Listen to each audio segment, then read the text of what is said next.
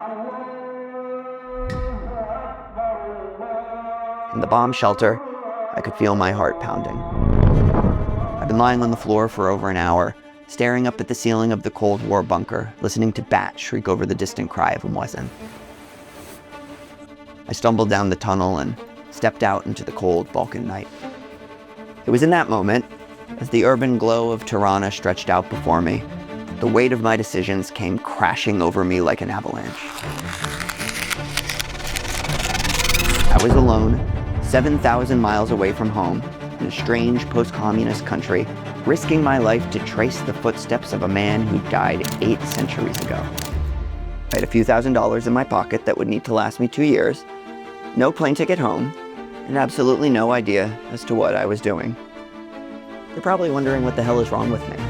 Standing in the bushes in my underwear, the only conclusion I could muster is that when my mother was pregnant with me, she ate nothing but vodka, paint chips, and Tylenol. If you know who I am, or everything that I'm about to risk for your viewing entertainment, you might call me overly cavalier, which is fair. Cavalier is a good synonym for stupid. My name is Steve McDonald, and about 10 years ago, I ran an adventure blog called Backpackology, wherein instead of showing you all the fun and exciting things you should do around the world, I show you all the fun and exciting things you probably shouldn't do. Sneaking into a Taliban smuggler's bazaar, hitchhiking across the Gobi, searching for cannibals in Papua New Guinea, hiding for 5 days in the basement of a Korean department store. We even got arrested a few times. But what you're about to watch on this channel is going to make all of that look like child's play. Well, before I explain how I ended up here, I owe my old followers and probably my sponsors an apology. This story begins where the last one ended. Back in June 2014, I snuck into a Javanese sulfur mine, posted about it, and then vanished. Backpackology went dark. No more posts, never an update, just gone. Behind the scenes, things were actually going really great, at least at first. I had been optioned by an Emmy Award-winning production company for my own TV show. In that moment, I was riding a wave. Suddenly, overnight, all of my childhood dreams had come true. It felt like Cinderella, but with more explosive diarrhea, and police interrogations, and animal attacks. We shot a pilot in Thailand. The studios liked it. The lawyers didn't. Apparently, some of my ideas are insurance liabilities. One executive called it jackass for the thinking man. I took it as a compliment, but yeah, it never sold. In 2014, I packed my things and moved home.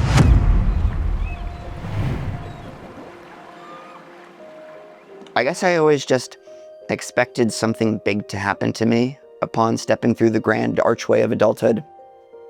But instead, I am a 37-year-old bartender and waiter living with my parents currently. I feel almost embarrassed telling people about Backpackology, honestly. Few of my friends even know about it. Most people just know me as Bartender Steve. It's a cold feeling when you realize that the apex of your professional responsibilities is serving hamburgers and margaritas to the cantankerous senior set. Sure, I still have hopes and dreams, but mostly I just get people extra ketchup. What terrifies me, though, is that I was actually complacent with this. I've always wanted something more in life, but as the months turned into years, that thing started to seem more and more like beer and chicken wings. And then, one idle Tuesday, I snapped. I booked a one-way ticket that will ultimately determine the rest of my life. I'm making another cute video diary for whoever finds my body. I'd recently filmed a video in Iceland hunting the northern lights. Now it appears that the road is melting, like magma is heating the road. And it did well. It got me a lot of attention. And it's like one of the most insane things I've ever seen. But most importantly, it rekindled something in me. And that spark turned into an idea. What if Backpackology isn't dead? What if it merely needs to evolve?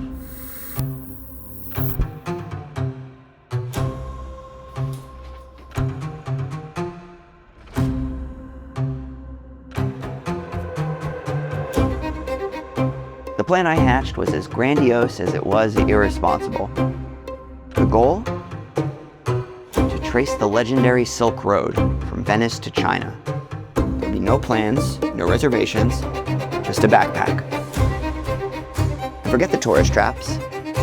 We'll explore ghost cities in Iraq, chase real-life vampires in Serbia, break into the world's most haunted plague island. From Soviet nuclear test sites to Taliban heartlands, from lost tribes to Himalayan kingdoms closed to outsiders. My aim is to show you the other side of the map.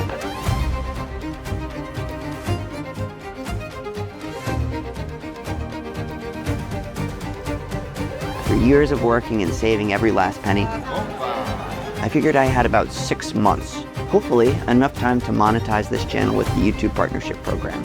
But in order to do that, I must first qualify by amassing 1,000 subscribers. Good evening, ladies and gentlemen. This message is for Norwegian passengers traveling on Norwegian flight DY7114 with service to Rome. Cheesy grade school saying comes to mind, reach for the stars, and if you don't make it, at least you'll be stuck in the treetops. Although, that hardly seems applicable in this context.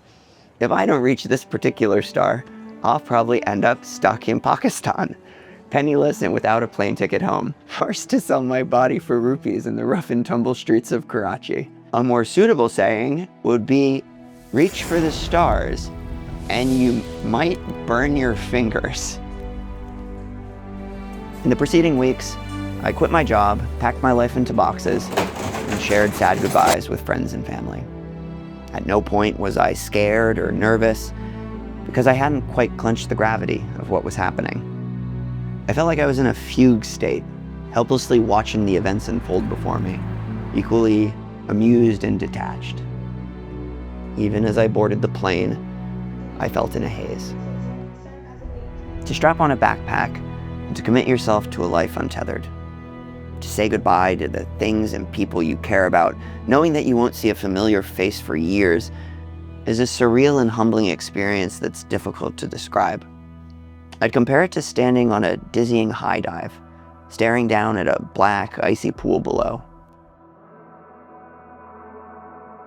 You indulge your fear and trepidation for a minute before a random surge of courage forces you to jump.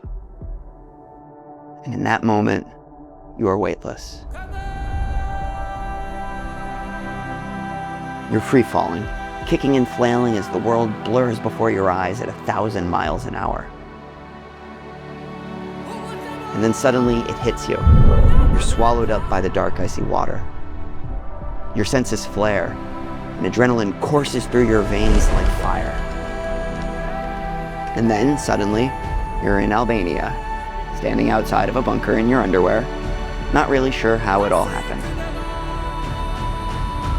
All you know is that the lights of Tirana look beautiful tonight, pulsing and illuminating the Balkan night sky like 1,000 twinkling stars, all of which seem easily in your reach.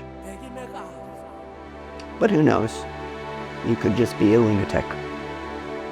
Watch your fingers.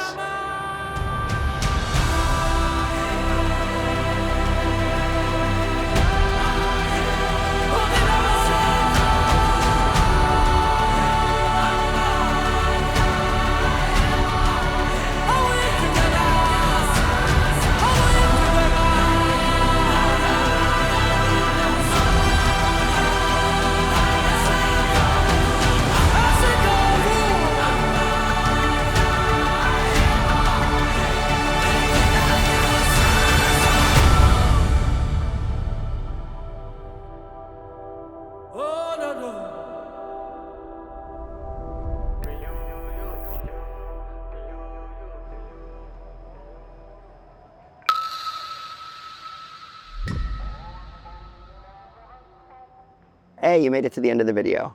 Thank you guys so much for watching. It really means a lot. Now, this is normally the part of the video where YouTubers ask you to like, follow, and subscribe, but I'm not a normal YouTuber. Just kidding, I am. Like, follow, subscribe. But in seriousness, if you want to help keep this channel going and to follow along, please consider hitting that subscribe button, liking this video, and perhaps sharing it with a friend. It lets the mysterious YouTube algorithm overlords know that maybe, just maybe, this crazy little channel deserves to exist.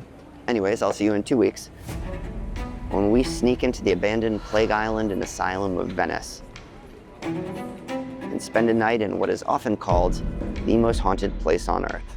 The cops appear to be circling. I do not feel safe right now. They're not there.